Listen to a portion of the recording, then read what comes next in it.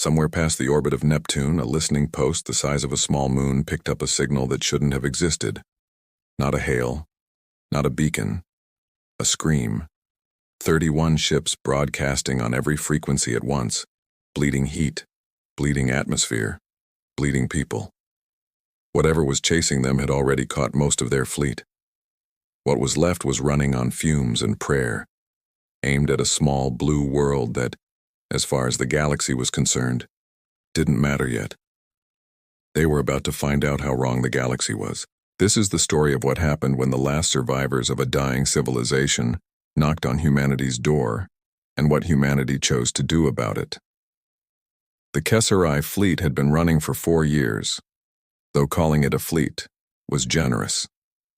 31 vessels remained of the 200 that had fled the fall of Asylum, and half of those 31 were held together by welded plating, borrowed parts, and the sheer stubbornness of engineers who refused to let their people die in the dark. Commander Nayara Vez stood on the command deck of the Long Tide, watching a star chart update itself in real time as her navigator plotted their approach to an unremarkable yellow sun. Sol. The humans called it Sol. She had heard of humans only in passing, a young species barely out of their own atmosphere by galactic standards, who had stumbled into faster-than-light travel less than a lifetime ago and hadn't yet made enemies of anyone powerful enough to matter. That ignorance, Nayara hoped, might be the only thing that saved her people. Commander. Her communications officer, a wiry young HFY named Aussie Tull, looked up from his console with the particular exhaustion of someone who had buried too many friends in the last 4 years. Fuel reserves at 11% across the fleet, life support failing on the Windrose and the Grey Harbor. If we don't stop soon, we won't need the Skarn to finish us. We'll do it ourselves. Nayara closed her eyes for half a second, the only luxury she allowed herself these days, and thought of Ashenholm. She remembered coral cities that sang when the tide came in, remembered her mother's garden of bioluminescent moss that glowed blue at dusk, remembered none of it existing anymore, because the Skarn Compact had burned it to bedrock, rather than let anyone leave with anything worth taking. "Take us in," she said. "Hail whoever answers first. Tell them the truth. We have nothing to offer but honesty, and we're not in a position to waste it on lies." The Long Tide and its ragged convoy dropped out of hyperspace at the edge of the Sol system, and for the first time in 4 years, Nayara Vez allowed herself to hope. To understand why Nayara Vez's hands shook when she gave the order to hail a species she had never met, you have to understand what the HFY had already lost. Ashenholm had been, by every account of every visitor who had ever seen it, one of the most beautiful worlds in its stretch of the galaxy. Its oceans were not water in the way Earth's were, but a mineral-rich fluid that refracted light into slow, drifting rainbows during the day, and glowed with its own soft bioluminescence after dark, as though the whole planet breathed light instead of air. The HFY had built their cities not on the ground, but suspended above the coral reefs on vast anti-gravity platforms, connected by bridges that hummed faintly with captured starlight, so that from orbit, the night side of the planet looked like a web of constellations someone had draped gently across the water. Nayara had grown up in one of those cities. She remembered her mother's garden of moss that glowed pale blue in the evenings, remembered running across suspension bridges as a child with her hands trailing through captured light, remembered believing, the way children everywhere believed, that the world she was born into was permanent. The Skarn Compact had wanted Ashenholm's resources, rare minerals suspended in its strange oceans, valuable enough that the Compact considered the entire planet worth acquiring outright, rather than negotiating for. When the HFY Council refused to cede sovereignty, the Compact's response had not been a war in any sense Nayara would have recognized as fair. It had been an extermination event disguised as a punitive strike. Orbital bombardment, cities burned from above before evacuation ships could clear the atmosphere. An entire civilization's accumulated history, its art, its architecture, its languages, its 500,000 years of memory, reduced to bedrock and ash in under 72 hours, so that nothing would remain worth the trouble of negotiating over ever again. Nayara had been 26 years old, a junior officer aboard an evacuation transport.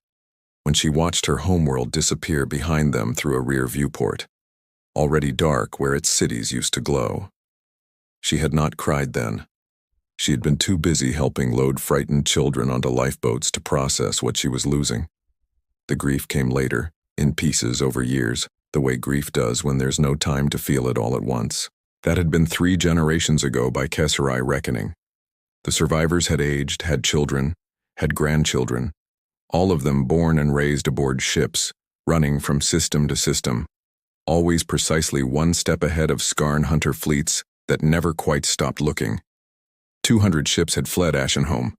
By the time the long tide limped into the Sol system, 169 of them were gone, destroyed in skirmishes, abandoned when they broke down beyond repair, or simply lost in the vast dark between systems where the Compact's patrols eventually found them.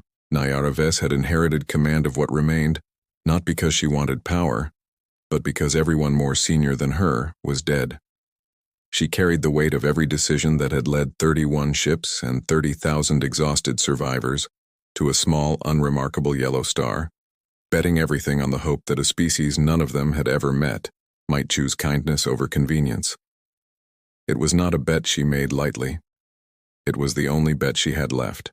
The human patrol vessel that intercepted them was small, barely a third the size of the long tide, but it moved with a confidence that made Nayara's tactical officer nervous. "They're hailing us," Aussie said. "Put it through." The screen resolved into the face of a human man, dark-eyed, dark-haired, wearing a uniform the color of deep water. He looked young for a command position, and there was something in his expression, not fear, not suspicion, but a kind of careful, deliberate calm that told Nayara he had already guessed this was going to be a conversation that mattered. "This is Captain Daniel Reyes, United Earth Defense Fleet, Vessel Halcyon. You've entered a protected system without clearance. State your intentions, and state them fast. You've got 30 ships venting atmosphere, and I don't have time for games." Nayara straightened, though her legs were shaking. She had rehearsed this 100 times in the silence of her own quarters, and every version had sounded stronger than she felt now. "Captain Reyes, I am Commander Nayara Ves of the Kesserai people. We are not an invasion force. We are what's left of a civilization. 4 years ago, the Scarn Compact destroyed our homeworld and has hunted the survivors ever since. We had 200 ships when we fled. We have 31 now, and most of those are dying." She paused, forcing the next words out before her throat could close around them. "We are asking for asylum. We have nothing to give in return, except our word that we will never bring harm to your people. We understand if the answer is no. But I am asking you not to let us die in your front yard without at least carrying the request to whoever can say yes." For a long moment, Captain Reyes said nothing. Then he did something Nayara hadn't expected.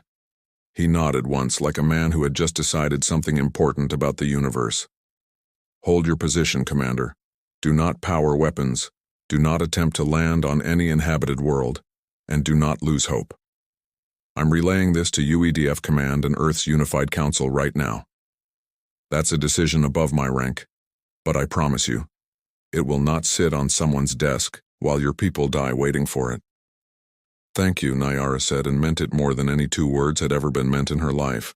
The channel closed. Nayara sat back down in her command chair and, for the first time in 4 years, let herself cry, quietly, so her crew wouldn't see. Hours became a day. A day became 3. Aboard the long tide, rationing tightened to a single meal every 36 hours. Dr. Sana Rel, the fleet's senior physician, worked in a medical bay never designed to treat this many patients with this little equipment, and every hour she lost someone new, an elder who simply stopped fighting, a child whose small body couldn't fight off an infection that would have been trivial with proper medicine. Nayara walked the corridors every day because her people needed to see her standing, even when standing felt impossible. In the lower decks, families huddled together under blankets stitched from old uniforms because the heating systems had failed on half the ships. In what remained of a cargo bay converted into a nursery, children who no longer had the energy to cry simply lay quietly, watching nothing, waiting for nothing, because they had learned that waiting rarely brought good news. "Commander." Dr. Rel found her there on the 3rd day, her hands trembling from exhaustion, We lost 9 more since this morning. I don't have the supplies to keep doing this, if the humans don't answer soon. They will, Nyara said, with more certainty than she felt. You don't know that. No, Nyara admitted. But I have to believe it, because the alternative is that I brought 30,000 people to die slowly in someone else's front yard instead of quickly in the dark. And I cannot carry that thought and still function.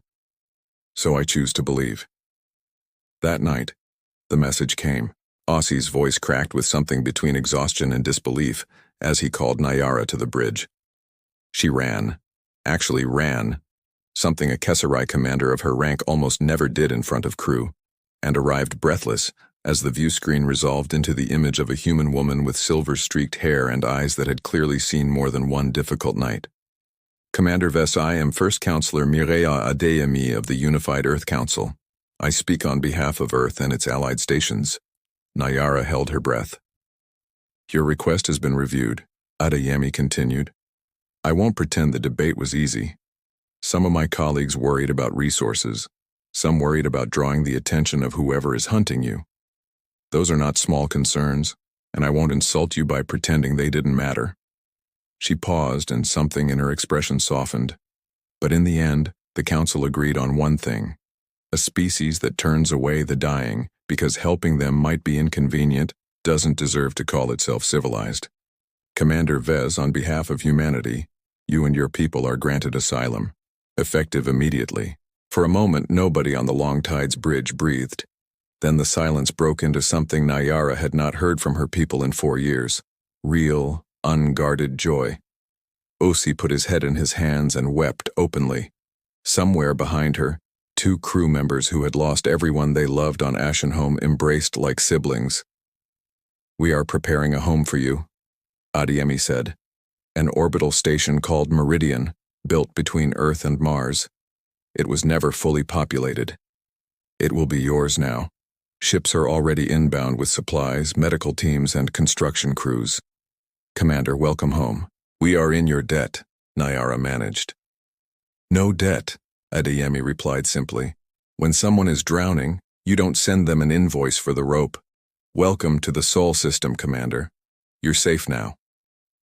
The transmission ended, and Nyara Vess stood on the bridge of the Long Tide surrounded by a crew that had forgotten for one night what it felt like to be afraid.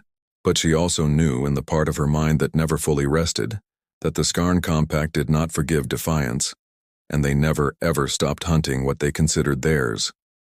This was the beginning of safety. It was not the end of the danger. The Kesserai fleet approached Meridian Station 3 days later, and Nyara watched through the viewport as the structure grew from a distant glint of metal into something genuinely staggering, a vast rotating ring of glass and steel, easily large enough to house hundreds of thousands, gleaming in the sunlight like something out of a story her people used to tell their children about paradise. It's enormous, Ossi said, reading his sensors, and it's completely empty. They built all of this and never used it, and now they're giving it to us, Nyara murmured, unable to fully believe it. When she stepped onto the station for the first time, a human was waiting for her, tall, broad-shouldered, wearing coveralls stained with grease and welding scorch marks, with a smile that seemed entirely unbothered by the fact that she was meeting an alien commander for the first time in her life. Commander Vess, Priya Nair, Station Construction Lead. Welcome to Meridian. She extended a hand. Nyara had studied enough about human customs during the long wait to recognize the gesture and shook it carefully. Ms. Nair, this station is remarkable. Call me Priya, and buckle up because you haven't seen anything yet.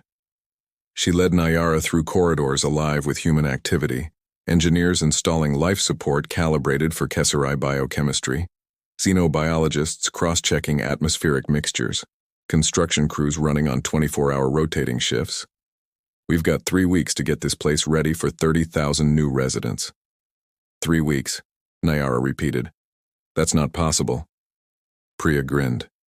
You haven't met a human construction crew running on stubbornness and bad coffee. We'll get it done. Over the following days, Nyara watched in something like wonder as Meridian transformed, not just into something functional, but into something that clearly wasn't only being built to keep people alive, but to make them feel for the first time in years like they mattered. When Priya learned that Kesari found comfort in gardens, she had soil and seedlings shipped up from Earth within 48 hours. When she learned Kesari children needed a particular spectral range of light to develop properly, she had the fixtures redesigned overnight. Why go to all this trouble? Nayara asked her one evening, watching engineers plant the first rows of a garden that would, within weeks, bloom with flowers from two different worlds. You could build something simple, functional. This is far more than survival requires. Priya set down her tools and looked at her seriously. Commander, you're not just passing through. This is your home now. And a home isn't supposed to just keep you alive. It's supposed to make you glad to be alive in it. Nayara had to turn away so Priya wouldn't see her cry for the second time in a week. It wasn't only the construction crews who surprised her. Ordinary Earth citizens, people with no official role in the resettlement effort at all, began showing up at the station's cargo bays with donations, clothing sized for bodies they'd never seen in person, toys, handwritten welcome notes, seed packets, musical instruments cobbled together from Earth designs but tuned, as best anyone could guess, to frequencies Kesari ears might find pleasant. A retired schoolteacher from a city called Nairobi organized a volunteer program teaching Kesari children Earth history alongside their own, insisting that a people who had lost their past deserved, at minimum, full access to someone else's. A shipping conglomerate donated an entire cargo hauler's worth of medical equipment without being asked, simply because its CEO had watched the footage of Nayara's asylum request and decided, in her words, that watching this happen and doing nothing wasn't a version of myself I could live with. None of it was coordinated. None of it was required. That, Nayara realized slowly, was precisely what made it remarkable. This wasn't a government policy being executed efficiently.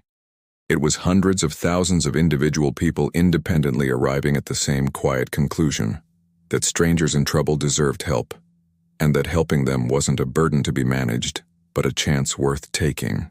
Medical teams arrived alongside the construction crews. Dr. Amara Osei, a human specialist in xenobiology, worked 18-hour days alongside Dr. Sana Rel, cross-referencing Kesari and human medicine, calibrating equipment, building treatment protocols from scratch. When a virus, something dormant in Kesari biology, worsened by years of malnutrition and stress, tore through the children in the third week, Dr. Osei worked 60 hours without sleep until she found a treatment that worked. When Nayara thanked her, exhausted and hollow-eyed, Amara only shrugged. It's my job to keep people healthy. Doesn't matter what species they are. For the first time in 3 generations of running, the Kesari people had room to breathe. Children went to schools built by human teachers.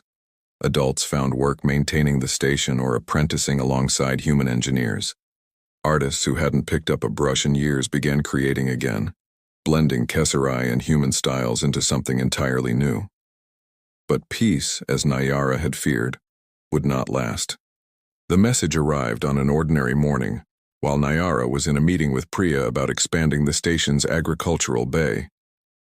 Her comm chimed with a priority signal from First Counselor Adeyemi, and one look at the counselor's face told Nayara everything before a single word was spoken. Commander, we've received a transmission from the Skarn Compact. They know you're here. Nayara felt something cold settle in her chest. What do they want?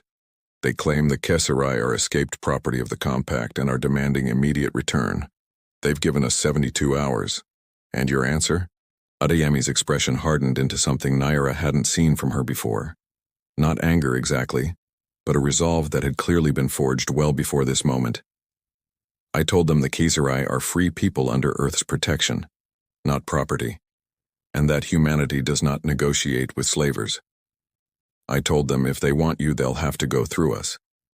They will come, Nayara said quietly. The Skarn do not accept defiance. They will send everything they have. We know, Adeyemi said, and we are not backing down. Earth doesn't abandon the people who come to us for shelter, Commander. Not now, not ever. When the call ended, Nayara sat in silence for a long moment. Priya, who had been listening quietly, finally spoke. "They're going to fight for us," Nayara said. "Humanity is going to go to war with the Skarn Compact because of us. Would you rather we hand you over?" "No. But I don't want you to die for us either." Priya walked to the window, looking out at Meridian Station gleaming in the sunlight below. "You see all this? Every person who lives here now, that's worth fighting for. You didn't just ask us for a roof, Commander. We gave you a home. And people fight for their homes." News of the ultimatum spread quickly, both through official channels and more powerfully through ordinary people. Footage of the Kesserai children who had nearly died from the outbreak, of families finally finding peace after years of running, of Nayara's own asylum request. All of it had been shared, quietly at first and then everywhere, across Earth's networks. Public reaction was overwhelming, and not in the direction the Council's more cautious members had expected. Protests didn't erupt against the coming conflict. They erupted demanding Earth do more to protect the Kesserai. Donations poured in. Nayara received thousands of messages from humans she had never met, offering support, offering welcome, offering solidarity. One message, from a child written in careful, uneven handwriting, stayed with her longer than any official communication ever could. "Dear Kesserai friends, don't be scared. My mom is in the fleet. She's going to protect you. Welcome to our sky." Nayara kept that message on the wall of her quarters where she could see it every morning. 3 weeks after the ultimatum, the first Skarn warships arrived, not to negotiate but to test the defense. Admiral Sarah Okonkwo commanded the human fleet that had assembled around Meridian, 41 vessels in a tight defensive formation, and she watched from the bridge of her flagship, the UES Constant, as long-range sensors detected the incoming Skarn signature. "Multiple large contacts, Admiral," her tactical officer reported. 20 vessels. Configuration matches Skarn heavy cruiser class. "Sound general quarters," Okonkwo said. "All ships to battle stations." The Skarn fleet dropped out of hyperspace in a line. Dark, angular vessels bristling with weapon ports, moving with the unhurried confidence of a species that had never lost a major engagement. A reptilian face resolved onto every screen in the human fleet, cold-eyed, scarred, unmistakably contemptuous. "I am War Commander Threx of the Skarn Compact," the figure said. "You harbor escaped subjects of the Compact. Surrender them within the hour, or we will reduce your station to debris and every ship defending it to scrap." Okonkwo opened a return channel. "This is Admiral Sarah Okonkwo, United Earth Defense Fleet. The beings you call subjects are free people under our protection. Your demand is refused. Approach this station, and we will meet you with everything we have." Threx laughed, low and mocking. "You think your primitive vessels can stand against the Compact? You will learn the cost of your defiance." The channel closed. Okonkwo turned to her bridge crew, calm and focused, despite the tension radiating through the ship. "All weapons free. Engage at will the moment they enter range." The Skarn advanced in a straight, arrogant line, plasma cannons charging, clearly expecting the engagement to be a formality. Captain Daniel Reyes, commanding the Halcyon, the very ship that had first answered Nayara's distress call, moved to intercept the lead cruiser. The Halcyon was smaller, but experimental inertial dampeners let it maneuver in ways the Skarn's sensors hadn't accounted for. As the enemy ship unleashed its opening volley of plasma bolts, the Halcyon twisted away, and the deadly bolts tore through empty space. Then the Halcyon answered, not with energy weapons but with railguns. Solid tungsten rounds, accelerated to a significant fraction of light speed, punched through Skarn shields designed to absorb energy, not matter. In under a minute, a heavy cruiser that had likely never lost a fight in its service history was a tumbling, venting wreck. Across the human fleet, the pattern repeated. Smart missiles wove through Skarn point defense, splitting into multiple warheads mid-flight, each one independently targeting weak points in enemy hulls. Human ships moved in coordinated, unpredictable patterns, never lingering long enough for the Skarn to establish a solid firing lock, a swarm tactic built on speed and coordination rather than brute strength. The Skarn fought back hard. Their shields absorbed most hits, their armor was thick, and when their weapons connected, the damage was catastrophic. The UES Meridian's Hope took a direct plasma hit and simply ceased to exist. But for every human vessel lost, 2 or 3 Skarn ships were crippled or destroyed. "Concentrate fire on the flagship," Okonkwo ordered. "Bring down their command vessel." Every available weapon in the human fleet turned toward Threx's ship. Railgun rounds hammered failing shields. Missiles swarmed like angry insects. Alarms screamed across the Skarn flagship as hull breaches spread through multiple decks. Threx stared at his tactical display in disbelief. Half his fleet was gone or disabled. His intelligence had been catastrophically wrong. These were not the primitive defenders he'd been briefed to expect. They were skilled, coordinated, and fighting for something they clearly believed in. Aboard the Halcyon, Daniel Reyes watched his tactical display with grim focus. As 3 more Skarn cruisers broke formation, their captains no longer trusting Threx's orders to hold the line. He'd fought skirmishes before, small border actions against pirates and rogue mining consortiums, but nothing that had prepared him for the strange, cold clarity of commanding a ship in a battle where losing meant more than losing a ship. It meant 30,000 people who had already lost everything once would lose it again, permanently with no one left to run to. "Captain, we've got a Skarn destroyer breaking toward the station's southern docking arm," his weapons officer called out. "It's going to get past our screen, not on my watch." Reyes brought the Halcyon around hard, G-forces pressing his crew into their harnesses, and put every remaining railgun round he had into the destroyer's engine block before it could complete its run. The ship spun off course, venting plasma, and drifted harmlessly out of the fight. Reyes allowed himself exactly 1 breath of relief before the next threat lit up his display. It was that kind of battle, not one decisive maneuver, but hundreds of small, desperate ones, fought simultaneously across a battle space the size of a small moon, each ship's crew making split-second choices that, multiplied across the entire fleet, gradually tipped the balance. "Order the retreat," Threx snarled, the words bitter in his mouth. "Fall back to jump range." The surviving Skarn ships fled. The human fleet pursued them only to the edge of the system, then let them go. There was no glory in slaughtering a retreating enemy. On Meridian Station, Nyara had watched the entire engagement from the command center, her hands gripping the railing until her knuckles ached.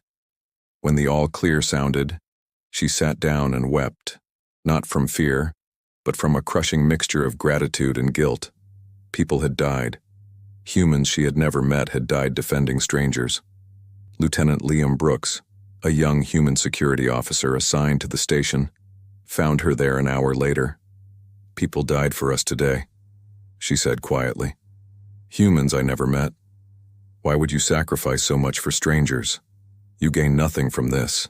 Liam sat down beside her. "My grandmother used to say a civilization is measured by how it treats people who can't protect themselves. Anyone can conquer. It takes real strength to defend somebody who has nothing to offer you back. That's what separates the ones worth being proud of from the ones that aren't." Nyara looked at him, young, certain, unshaken.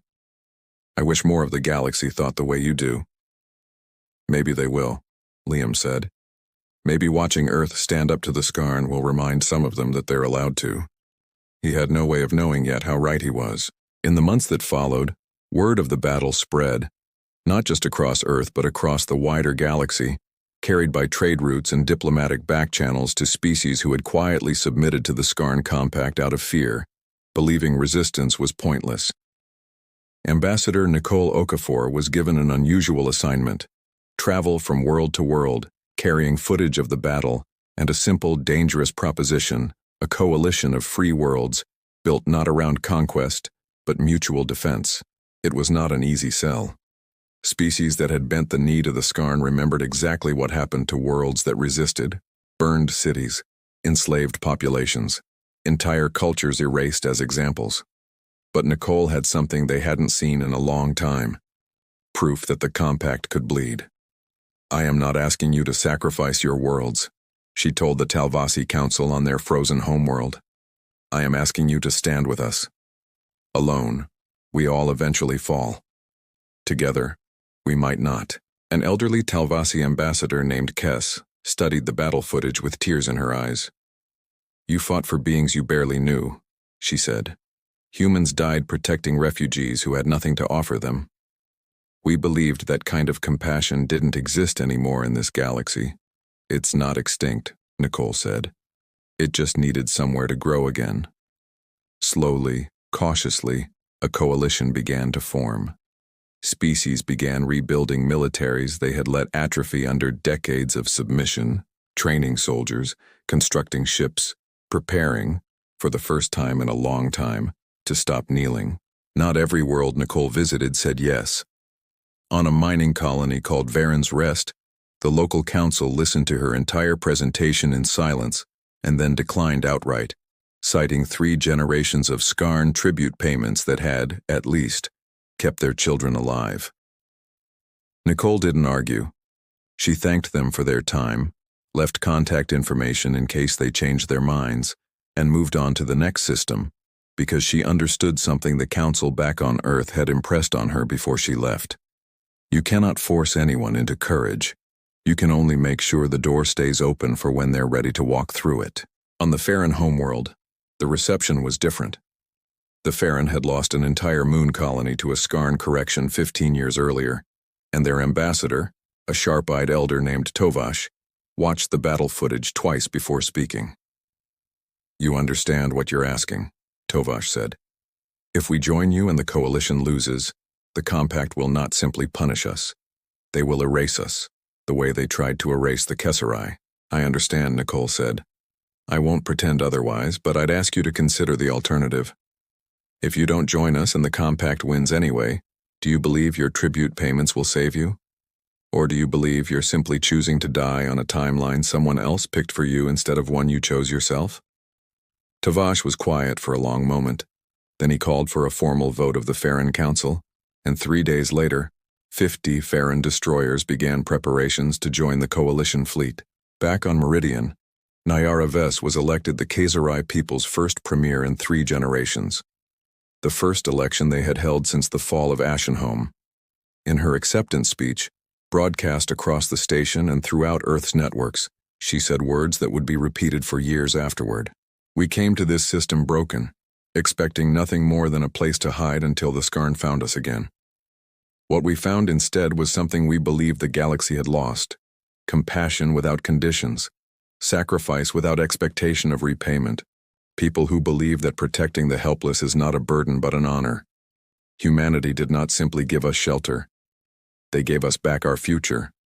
And when the Skarn return, and they will return, they will not find only human defenders. They will find the Kesserai standing shoulder to shoulder with the people who gave us a home." The applause was deafening. True to her word, Nyara began contributing everything her people had to Earth's defense.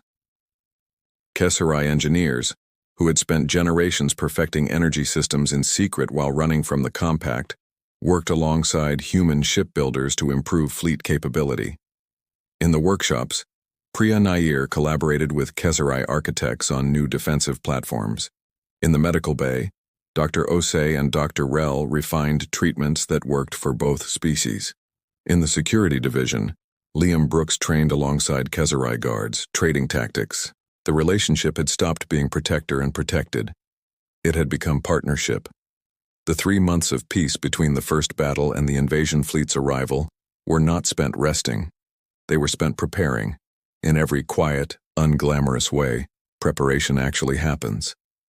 Admiral Okonkwo pushed Earth shipyards into round-the-clock production, and for the first time in the war, Kesserai engineers worked directly alongside human designers, rather than simply advising from the sidelines. Kesh Talon, still recovering from the injuries he'd taken during the boarding action, spent his convalescence sketching modifications to railgun capacitor arrays based on power distribution techniques Ashenholm's engineers had developed generations earlier for entirely different purposes, techniques nobody in the Sol system had ever seen, because nobody in the Sol system had ever needed to squeeze that much output from that little mass. The modification, once tested, increased railgun charge rates by nearly 30% across the retrofitted fleet. "You built this to power garden lighting," Priya said, staring at the schematics in something like disbelief.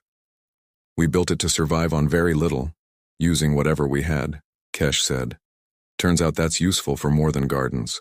Liam Brooks spent the months training a joint human Kesserai security detachment, insisting that if the station was boarded again, its defenders needed to already know how to fight as a single unit, rather than improvising cooperation in the middle of a firefight. The drills were exhausting and, by his own admission, occasionally miserable. But by the time real boarding pods breached Section 7 months later, nobody on that response team hesitated for even a second, wondering whether the soldier beside them would hold the line. Dr. Osi and Dr. Rel used the lull to formally merge their departments into a single joint medical corps, cross-training every physician on the station in both human and Kesserai emergency care, so that no patient, of either species, would ever again have to wait for a specialist to become available during a crisis. And Nayara, in the quiet hours between council sessions and defense briefings, walked the station's new gardens each evening, watching them grow a little fuller every week, and let herself believe, cautiously, the way a person believes something they've been disappointed by before, that whatever came next, her people would not be facing it as refugees anymore. They would be facing it as something else, something closer to home. The peace held for 3 months, long enough for gardens to bloom, for markets to open selling goods from both cultures, for children to grow up playing games that blended Kesserai and human traditions, long enough for people to start, cautiously, believing it might last. Then the intelligence reports came in. The Skarn Compact was not sending another probing force. They were assembling an invasion fleet, 200 warships, the largest single deployment the Compact had mounted in living memory, led by High Commander Vex, a tactician who had never lost a battle and had taken War Commander Threx's defeat as a personal humiliation to avenge. Sarah Okonkwo received the report in her quarters and didn't sleep again that night. When dawn broke over Earth, she was already on the bridge of the Constant, preparing for what she knew was coming. All stations, this is Admiral Okonkwo. The Skarn invasion fleet has been confirmed at the edge of the system. Execute evacuation protocols. All civilian vessels proceed to the outer system immediately. Across the Sol system, evacuation began. Mars opened its underground cities to refugees. The orbital platforms around Jupiter prepared to receive thousands. Earth itself raised its planetary defense grid to full alert. On Meridian Station, the Kesserai faced a choice. Okonkwo had specifically arranged transport for them to evacuate to safety alongside human civilians. When the vote was held among the Kesserai Council, the result was unanimous. They would stay.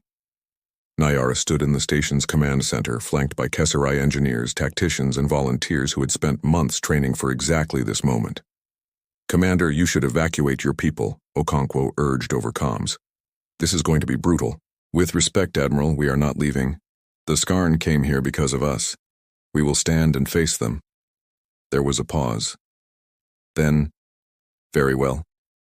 Your people will coordinate point defense for the station. Do not let anything through." "Understood. And Admiral, thank you for everything."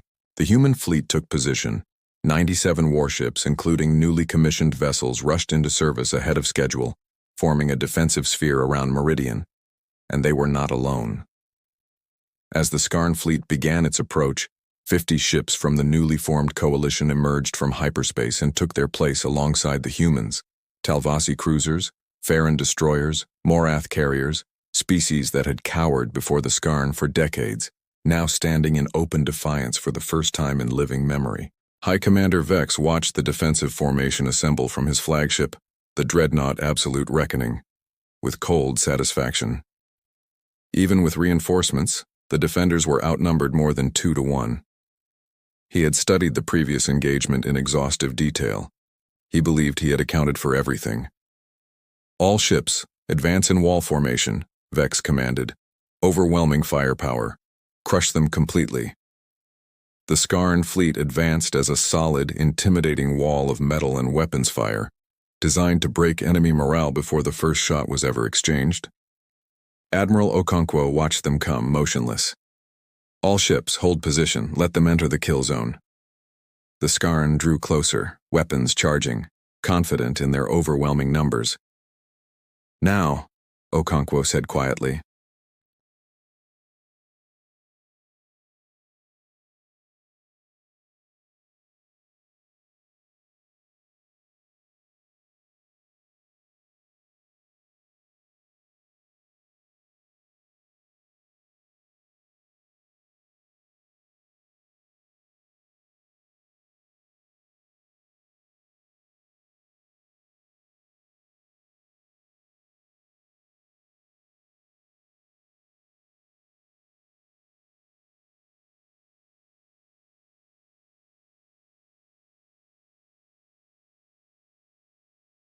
Vex adapted fast. He was, after all, undefeated for a reason. Break into attack groups. Flank their positions. Focus fire on capital ships. The battle dissolved into chaos. The Skarn fleet split into smaller strike groups, each attempting to overwhelm sections of the defensive line. The human and coalition ships responded with tactics drilled relentlessly over the previous months. Fast attack runs, coordinated crossfire, constant movement, never remaining still long enough to become an easy target. Captain Daniel Reyes, now commanding the newly built UES Liberty, was ordered to protect Meridian Station at all costs. When a Skarn heavy cruiser broke through the defensive perimeter and made a run for the station, Reyes moved to intercept. Outgunned in a direct confrontation, he instead used Jupiter's gravity well to slingshot the Liberty to speeds that made half his bridge crew grip their consoles in alarm, emerging behind the cruiser with weapons already firing. Railgun rounds tore through the enemy engines before it could turn to bring its own weapons to bear. The cruiser began tumbling toward Jupiter's crushing atmosphere, its threat neutralized. On Meridian itself, Liam Brooks and Kesh Talon, a Kissarai engineer who had become one of Liam's closest friends since the previous battle, coordinated point defense from the station's command center, tracking incoming missiles and fighters as shields absorbed hit after hit. Then a new alarm sounded. Boarding pods. The Skarn were attempting to take the station by force. Kesh, stay here and coordinate defenses, Liam said, grabbing his weapon. I'll handle the boarders. I'm coming with you, Kesh said firmly. This is my home too. They ran together through the station's corridors, human and Kissarai soldiers behind them. Converging on the breach point in Section 7, just as the first Skarn warriors emerged from their pods, tall, heavily armored, veterans of 100 conquests, who had never once lost a close-quarters engagement. They had never fought defenders protecting their own home before. The corridors became a brutal, contested battlefield. Every junction was held. Every meter cost the Skarn blood. At one point, a Skarn warrior nearly killed Liam, plasma rifle leveled at his chest, until Kesh tackled the much larger soldier from the side, buying Liam just enough time to fire. The boarders never made it past the first junction. In space, the battle raged for hours. Ships on both sides burned. Brave crews made desperate sacrifices to buy others time.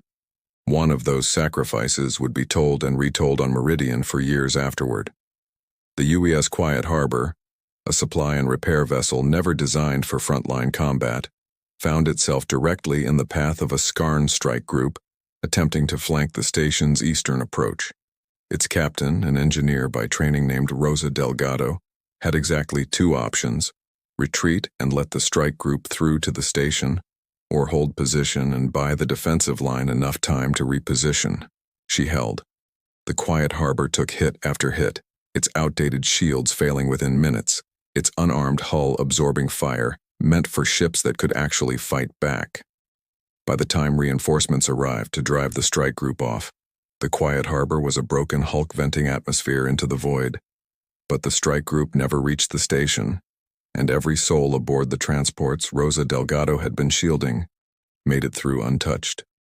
When rescue crews finally reached the wreck, they found Rosa still at her post, having spent her final minutes rooting every scrap of remaining power into the shields protecting her engineering crew instead of her own section of the ship.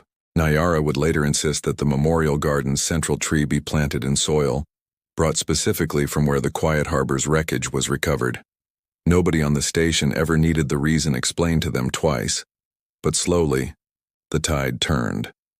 The coalition fought with the fury of species who had spent years afraid and were finally allowed to stop being afraid. Human tactics kept breaking Skarn expectations, and at the center of it all, Meridian Station stood, battered, but unbroken. High Commander Vex watched his fleet disintegrate around him, more than half of it destroyed or disabled, his own flagship failing across multiple decks, and understood, with a kind of disbelief that had never touched him before, that he was losing. "All ships retreat," Vex ordered, the words tasting like ash. The surviving Skarn vessels fled. The coalition pursued only to the edge of the system, ensuring they were truly gone, then stopped. There was no glory to be had in slaughtering the retreating. The final cost was steep.